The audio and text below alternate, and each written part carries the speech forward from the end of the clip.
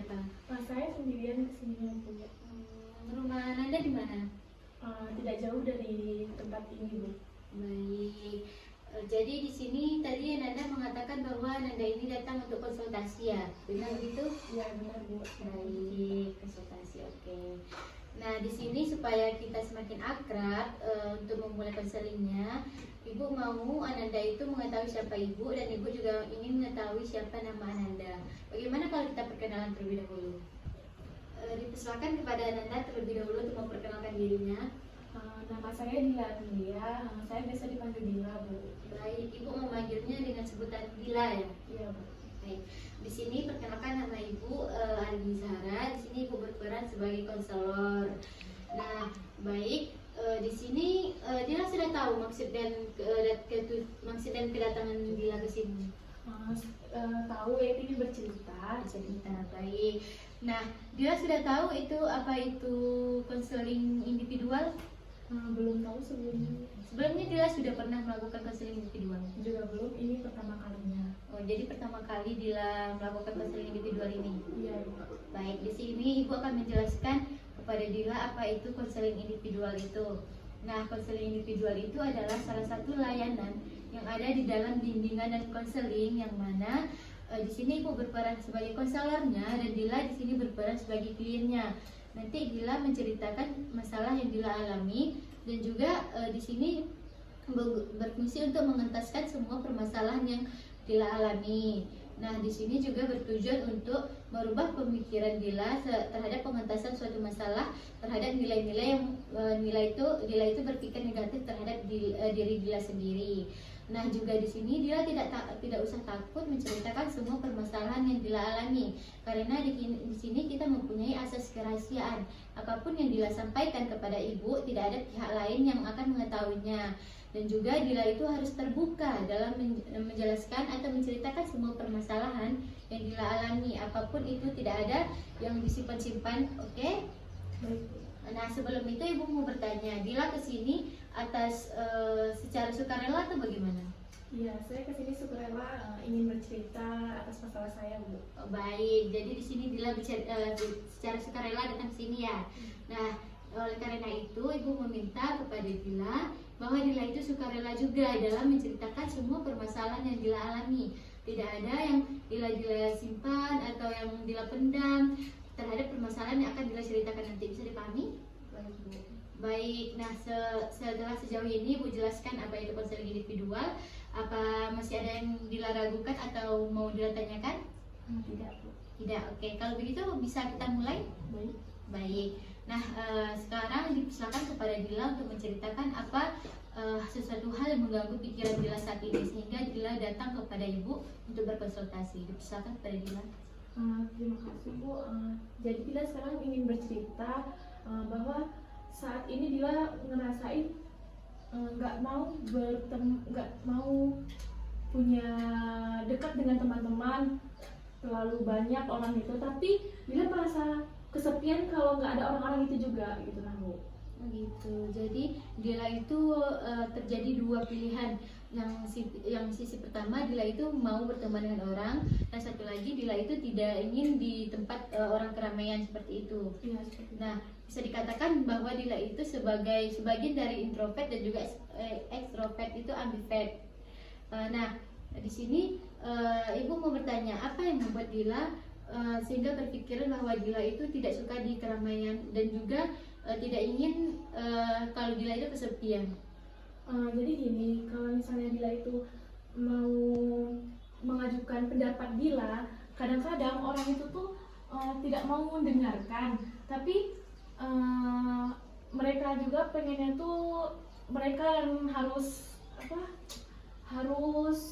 dianya itu yang didengarkan. Padahal juga pengen ngasih pendapat. Nah kadang-kadang tapi dia juga nggak mau diam aja gitu karena kayak ngerasa apa yang mereka ucap itu nggak benar gitu. Nah jadi kadang-kadang saat ingin berteman sama mereka cuma gara-gara Dila mengeluarkan pendapat mereka nggak setuju, nah mereka juga nggak mau berteman sama Dila, dan Dila pun juga nggak mau berada dekat sama mereka, tapi tetap harus pengen ada teman gitu. Nah, apa sebelumnya Dila pernah membuat sesuatu kesalahan sehingga teman Dila itu tidak mau berteman dengan Dila atau bagaimana?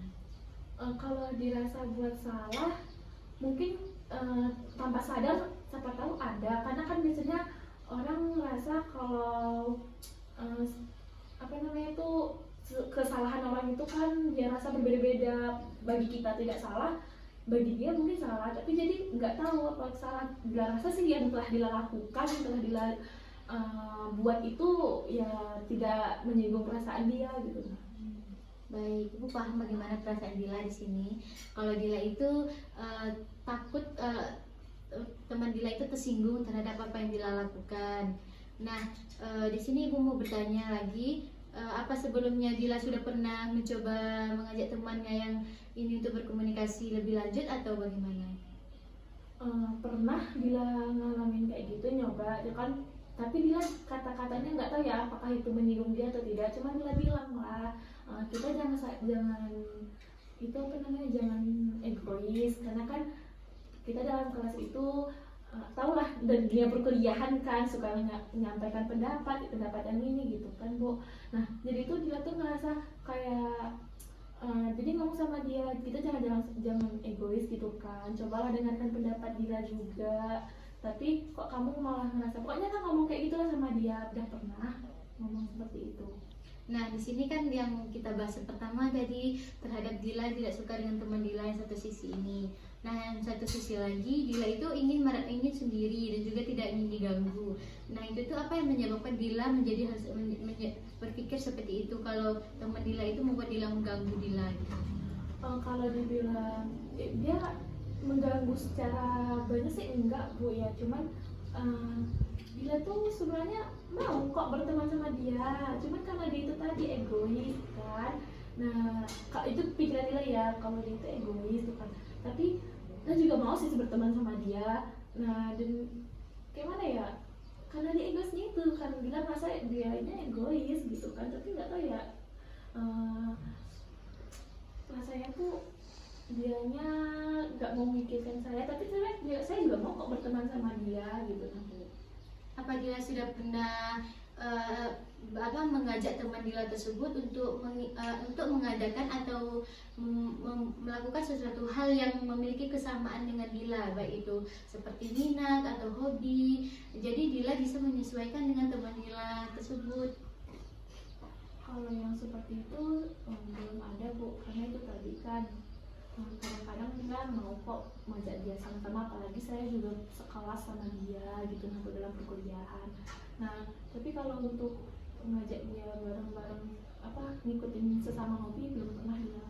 Nah, itu sebaiknya coba Dila lakukan supaya Dila itu lebih mengetahui lebih dalam bagaimana karakter dan sifat teman Dila tersebut. Nah dari situ Dila bisa mengetahui apakah teman ini Dila harus bagaimana menempatkannya. Nah satu sisi lain, teman yang seperti ini bagaimana cara Dila menempatkan posisinya supaya tidak terjadi hal-hal yang tidak diinginkan seperti itu. Nah Dila bisa mengetahui lebih dalam nih bagaimana karakter dari masing-masing teman Dila tersebut. Nah ibu coba Dila ajak teman Dila itu untuk melakukan sesuatu hal yang memiliki kesamaan dengan Dila gitu.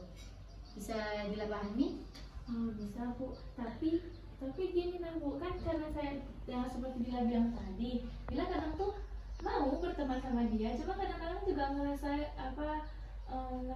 nggak mau ada ramai-ramai dekat Dila, tapi Dila juga ngerasa kesepian kalau nggak ada orang-orang itu nah Bu. Jadi kayak gimana gitu nah Bu, tipsnya biar Dila tuh bisa menyesuaikan diri ke yang kayak tadi tuh. Ya, Dila itu harus coba menempatkan diri bagaimana posisi yang harus Dila lakukan. Nah, setiap orang itu mempunyai pribadi yang berbeda. Nah, Dila juga mengetahui seperti itu. Tidak semua orang itu memiliki pribadian yang sama. Jadi Dila di sini harus bisa menempatkan bagaimana teman berteman dengan teman ini, bagaimana dengan teman ini. Nah, juga Dila itu harus coba menggali apa yang kebiasaan dia, nah apa yang dia suka. Jadi Dila nanti bisa menempatkan posisi Dila sesuai dengan orang-orang tersebut. Misalnya dari segi hobinya, segi karakternya, dan pergaulannya, bagaimana dengan bergaul dengan teman ini, itu Dila harus menyesuaikan. Biar kita mengalah di sini kan, kita ingin membutuhkan teman, kita juga butuh teman bersosial. Jadi sini Dila harus bisa menempatkan bagaimana posisi yang baik supaya berteman tersebut, supaya Dila itu tidak miskomunikasi, jadinya hal-hal yang tidak diinginkan terjadi. Nah, Dila itu harus bisa menempatkan posisi Dila sesuai dengan kepribadian teman-teman Dila tersebut. Bagaimana, bisa dipahami? Insya Allah bisa Bu. Ya sedikit berat bagi saya sebenarnya Bu. Tapi insya Allah saya akan mencobanya. Akan saya coba sedikit-sedikit dari mulai mengalah sedikit ya Bu. Ya, sebenarnya kalau untuk masalah mengalah dan kalah itu sebenarnya tidak kalah. Kita itu mengalah itu untuk sesuatu hal yang baik, itu merupakan sesuatu hal yang positif. Kita itu tidak harus menang, sesekali kita itu harus menurunkan ego kita supaya kita itu bisa diterima di lingkungan masyarakat gitu. Bagaimana, bisa dipahami? Baik Bu, terima kasih. Oke.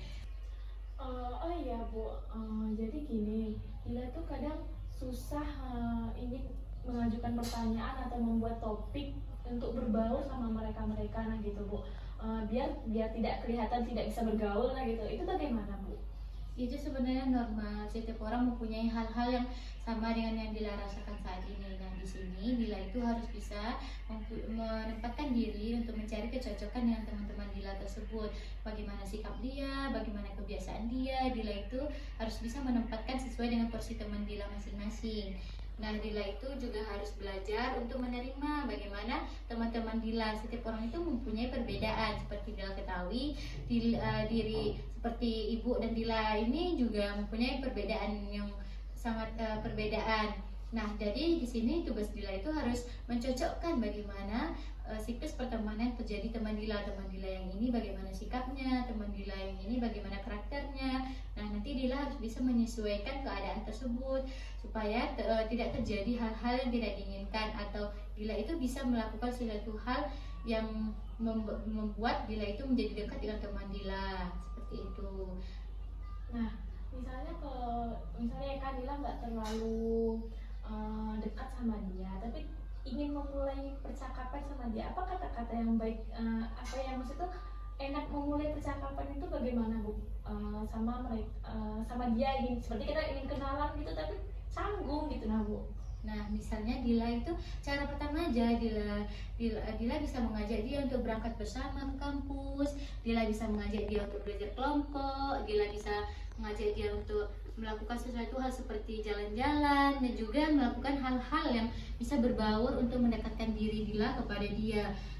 Contohnya yang ringan saja, Dila itu bisa mengajak dia untuk berangkat ke kuliah bersama, dan juga bisa membuat tugas. Nah, bisa seperti duduk bersampingan di kelas sama dia, itu juga bisa membuat Dila itu semakin dekat sama dia. Dan juga Dila, kalau misalnya itu Dila lakukan secara tiap hari, Dila itu lebih bisa mengetahui bagaimana karakter dari teman-teman Dila tersebut, seperti itu.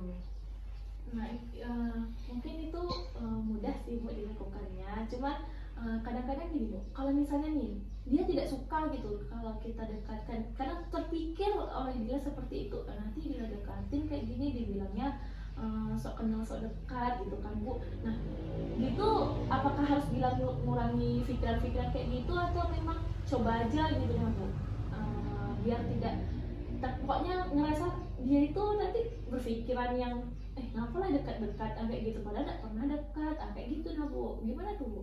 Ya, Ibu paham apa yang Dila rasakan. Nah, di sini Dila itu memang harus menghilangkan pikiran-pikiran Dila seperti itu, pikiran negatif-negatif Dila seperti itu.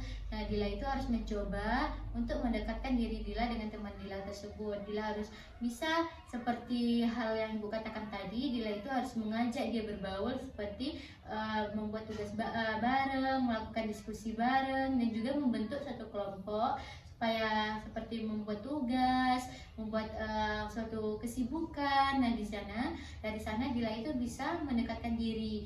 Tidak satu teman yang bisa Dila dekatkan dari sana. Dila bisa mengetahui banyak teman dari teman-teman Dila yang lain, dan juga dari hal itu Dila itu harus berbaur, harus mendekatkan semuanya kepada teman-teman Dila tersebut. Oke, baiklah Bu. Mana perasaan Dila sekarang terhadap pertemanan yang harus Dila lakukan? Dari yang sudah ibu sampaikan tadi, Dila ngerasa sudah bisa sih mencobanya itu. Saya pikir Dila bisa mencoba itu. Nah, namun Bu, misalnya kita sudah menjalin nih, sudah ada menjalin hubungan pertemanan itu. Nah, bagaimana agar hubungan itu tetap awet gitu, tidak adanya masalah-masalah yang timbul, atau menjaga hubungan itu tetap sehat gitu, nah Bu. Jadi kan khawatir kadang-kadang bisa adanya pertengkaran atau putusnya hubungan dengan teman. Nah, itu bagaimana Bu? Itu dalam pertemanan itu merupakan suatu hal yang wajar. Nah, Dila di sini juga harus bisa beradaptasi dan juga bisa menerima apa kekurangan dari teman Dila. Nah, teman Dila juga sebaliknya, teman Dila itu harus menerima bagaimana kekurangan Dila supaya tidak terjadi hal-hal yang tidak diinginkan seperti hal-hal tersebut. Nah, begitu. Nah, oke lah, Dila bisa mungkin kayak menghargai apa yang teman-teman lakukan, dan mungkin tapi dia kadang ngerasakan kayak, apalagi kita nggak bisa ngatur teman kita atau ngatur orang gitu kan Bu. Nah, kadang ngerasa takut apa yang dilakukan ini tuh gimana ya, salah, tapi dia ngerasa nggak mau mikirin itu tuh terlalu pusing gitu nah Bu. Baik, Ibu paham. Itu adalah kekhawatiran yang wajar. Nah, bagaimana Dila itu menjaga pertemanan Dila dengan teman-teman Dila? Yang menjaga teman biasanya ya Bu. Kalau Dila sih Bu, kadang-kadang tuh ya lebih banyak menyendiri aja sih. Kadang-kadang juga lebih nenangin diri. Maksudnya tuh nggak terlalu mau nimbrung, kadang-kadang juga pokoknya lebih baik menyendiri. Nah, tapi ya Bu, ada beberapa teman dekat itu juga dia menghargai Dila lagi ingin menyendiri, bahkan dia tahu kalau Dila tuh biarkan aja lah, nenangin diri dulu, misalnya kalau ada masalah gitu Bu. Nah, bahkan melebihi apa yang Dila pikirkan, mereka memikirkan Dila gitu Bu. Jadi kayak pertemanan itu lancar aja, jalan gitu. Terus Ya, nah itu tadi dianya tetap dari kayak seperti itu lah Bu. Jadi pertemanan kami bertahan ya, seperti itulah Bu. itu adalah kekhawatiran yang wajar. Nah, sekarang bagaimana cara Dila untuk menjaga pertemanan Dila dengan teman-teman Dila tersebut? Jadi gini lah Bu, saya kadang cenderung lebih memilih menyendiri, dan kadang-kadang tidak mau menimbrung atas apa yang terjadi dalam kelompok itu gitu kan Bu.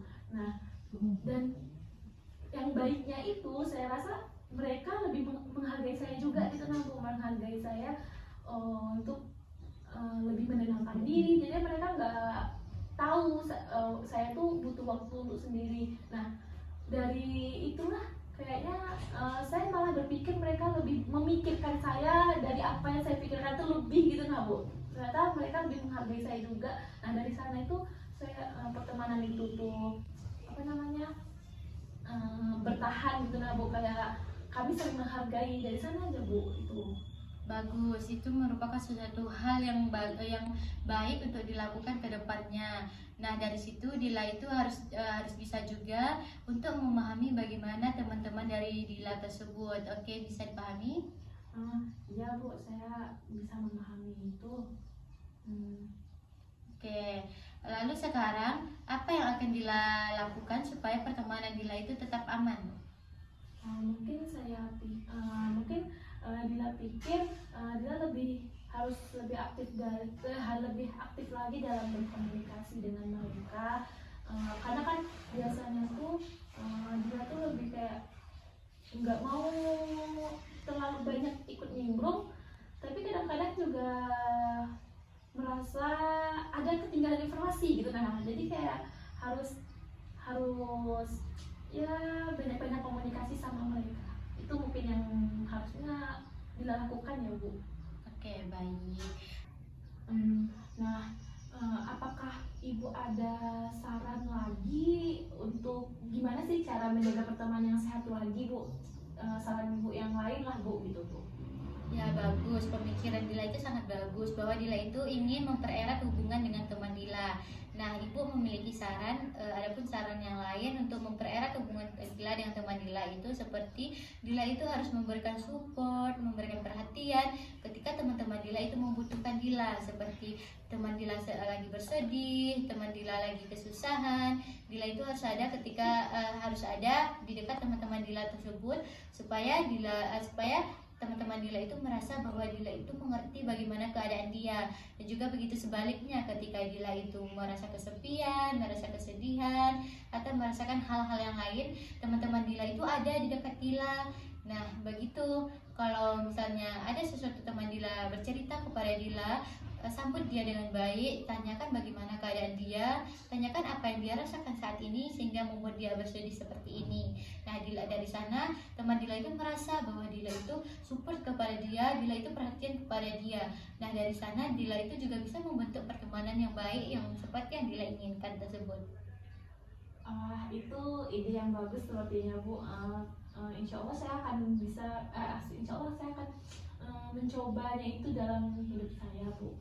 Ibu yakin kalau Dila itu pasti bisa melakukan hal-hal tersebut. Ibu yakin Dila itu pasti bisa membuat teman Dila itu percaya kepada Dila, mau berteman kepada Dila, dan juga Dila itu bisa berinteraksi dengan baik dengan lingkungan-lingkungan sekitar Dila. Nah, sepanjang Ibu menjelaskan tadi, bagaimana pemahaman baru Dila? Berarti Dila tidak boleh egois, bisa saling harus memikirkan satu sama lain. Nah, dan Dila juga harus menjaga komunikasi biar tidak adanya saling egoisnya lah gitu kan, biar tidak ngerasa cuman kita aja kok yang perhatian sama dia tapi dia enggak, tetap saling timbal balik gitu kan. Dan berarti Dila juga harus merasa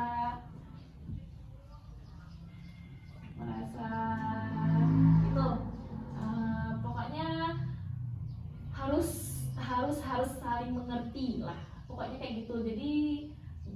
Jadi pertemanan yang itu tuh bisa terjaga gitu kan ya bu. Mungkin itu yang bisa Dila tangkap sih bu. Pokoknya turunkan ego Dila, harus bisa mengerti orang, kemungkinan nanti orang bakal mengerti Dila juga, seperti itu kan bu. Oke. Nah, di sini Ibu menyimpulkan dari semua permasalahan Dila tersebut bahwa Dila itu mengalami masalah dengan pertemanan Dila. Dila itu di satu sisi Dila ini ingin berteman. Nah, di satu sisi lain Dila itu kadang merasa terganggu dengan hal-hal yang seperti pertemanan itu tidak suka dengan teman-teman Dila. Nah, di sini Dila itu harus bisa menyesuaikan bagaimana keadaan lingkungan, interaksi antara Dila dan juga teman-teman Dila, dan Dila bisa mengajak teman-teman Dila itu untuk melakukan sesuatu hal yang bermanfaat. Dan nah, Ibu dapat menyimpulkan bahwa permasalahan dari Dila tadi, Dila itu merasa memiliki hal-hal yang berbeda, seperti yang satu sisi Dila itu suka bergaul dengan teman-teman Dila, di satu sisi Dila itu mempunyai hal-hal yang tidak ingin Dila itu tidak ingin diganggu oleh teman-teman Dila. Nah, dari itu Dila harus bisa menempatkan di mana posisi Dila supaya tidak terjadi hal-hal yang tidak diinginkan, seperti pertengkaran dengan teman-teman Dila, seperti hal-hal percecokan. Nah, Dila itu harus bisa menyesuaikan dengan teman-teman Dila. Nah, di sisi lain Dila itu juga takut kalau Dila itu tidak diterima di lingkungan Dila. Nah, di sana Dila itu harus bisa mencoba mendekatkan atau mengikuti bagaimana kebiasaan dari teman-teman Dila, seperti Dila mencari kebiasaan hobinya, kebiasaan yang sama dengan karakter Dila. Nah, dari sana Dila bisa menempatkan menempatkan diri Dila dengan teman-teman Dila tersebut, begitu. Insya Allah Dila memahami apa yang telah Ibu berikan saran ke Dila. Nah, sekarang Dila yakin Dila mungkin bisa di masa depan menjalin hubungan pertemanan yang sehat lagi. Dila juga bisa lebih menurunkan ego Dila untuk bisa meluaskan relasi hubungan pertemanan Dila. Insya Allah Dila mengerti yang telah Ibu kasih beri paham lah ya Bu. Terima kasih atas bantuan Ibu. Mungkin itu yang bisa Dila sampaikan ke Ibu. Oke, baik. Nah, tidak terasa kita sudah di penghujung konseling. Dila sudah menceritakan bagaimana perasaan Dila kepada Ibu, dan juga Dila sudah menceritakan semua apa yang Dila rasakan. Nah, di sini Ibu meminta Ibu bertanya kepada Dila, apakah kita akan melaksanakan konseling selanjutnya atau bagaimana? Mungkin kemungkinan ada nanti kalau misalnya Dila merasa ingin lagi bercerita ke ibu, meminta saran ke ibu, insya Allah Dila akan mencoba konseling lagi ke ibu gitu. Oke, nah dari permasalahan yang Dila rasakan tadi, ibu meminta bagaimana perkembangan terhadap hal-hal yang sudah Dila janjikan kepada ibu. Kira-kira kapan akan ibu mendapatkan jawaban atau perubahan terhadap cerita Dila yang sebelumnya tadi? Kalau yang bisa mendekatkan diri mungkin karena Dila nih tipe yang kadang-kadang mau berteman, kadang-kadang tidak ingin menyendiri, mungkin bisa 2 minggu lagi gitu Bu. Oke, berarti 2 minggu lagi ibu akan menunggu kabar baiknya ya. Ya, insya Allah saya akan mengabari ibu 2 minggu ke depan. Oke, baik. Nah, tidak terasa sekarang kita sudah berada di penghujung konseling. Nah, di sini Ibu berharap supaya Dila bisa melaksanakan apa yang Dila janjikan, yang Dila ucapkan. Nah, baik. Di sini Ibu bertanya, apa yang akan Dila lakukan selanjutnya? Ya mungkin akan Dila jalani tadi yang seperti kata-kata saran dari ibu dan yang ucapan yang telah Dila rasakan sebelumnya tadi terkait pertemanan itu gimana. Nah mungkin itu yang akan Dila coba lakukan ke diri Dila. Oke. Nah, Ibu, baik. Kira-kira kapan kita akan melaksanakan konseling lagi untuk menanyai bagaimana perkembangan terhadap apa yang sudah Dila katakan kepada Ibu tadi? Seperti yang ibu tahu tadi, Dila itu tipe yang kadang-kadang ingin berteman, kadang-kadang juga inginnya menyendiri. Mungkin kadang juga gampang lah ya mau ya nimbrung-nimbrung dalam pertemanan. Mungkin insya Allah 2 minggu lagi Dila akan mencoba menghubungi ibu lagi untuk menceritakan tentang perkembangan yang Dila lakukan untuk besok-besoknya. Oke, Ibu akan menunggu Dila menemui Ibu 2 minggu ke depan lagi bagaimana perkembangan sudah Dila lakukan. Baik. Nah, di sini Ibu akan bertanya, bagaimana perasaan Dila setelah kita melakukan konseling ini? Perasaan senang, lega dan tenang ya Bu, karena telah menuangkan cerita atau masalah-masalah yang ada di pikiran Dila nih ke ibu gitu kan, sebagai konselor yang bisa mengasih saran gitu yang bisa Dila jalankan untuk kedepannya. Pemahaman baru apa yang Dila dapatkan setelah kita melakukan konseling ini? Oke, seperti yang Dila katakan sebelumnya tadi, Dila paham bahwa pertemanan itu memang tidak harus orang lain yang memulai gitu kan, dan bisa dimulai dari diri sendiri biar ya tetap menjaga komunikasi ya, karena itu adalah hubungan sosial gitu kan. Jadi Bu, ya mungkin itu yang Dila pahami sekarang. Oke, Dila harus bisa menerapkan itu dalam kehidupan sehari-hari ya.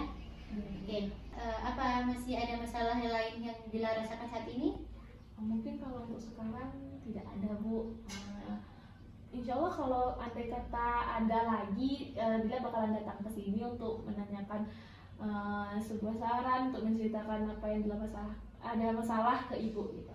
Oke, baik. Ibu tunggu ya kedatangan Dila untuk menceritakan masalah-masalah yang Dila alami. Oke, Ibu rasa cukup konseling kita kali ini. Ibu ucapkan terima kasih kepada Dila yang sudah percaya kepada Ibu untuk menceritakan semua masalah yang Dila alami, dan juga Ibu meminta kepada Dila itu harus bisa menerapkan apa yang Dila katakan itu di kehidupan sehari-hari. Dila itu harus bisa berbaur atau bergaul dengan teman-teman Dila supaya tidak terjadi hal-hal yang tidak diinginkan. Nah, mungkin kita dapat tutup konseling kita pada hari ini dengan mengucapkan alhamdulillah. Nah, kita tutup konseling kita pada hari ini dengan Ibu mengucapkan salam. Assalamualaikum warahmatullahi wabarakatuh. Waalaikumsalam warahmatullahi wabarakatuh. Baiklah Bu, terima kasih ya Bu atas saran yang telah Ibu berikan. Insya Allah Dila akan menerapkannya itu ke dalam hidup Dila. Oke. Ibu tunggu kedatangan Dila ke sini lagi ya. Oke. Dila mau langsung pulang atau bagaimana? Iya Bu, mau langsung pulang juga. Tidak sebentar lagi? Tidak usah Bu, sekarang aja. Oke, Ibu antar ke depannya. Baik Bu. Nah,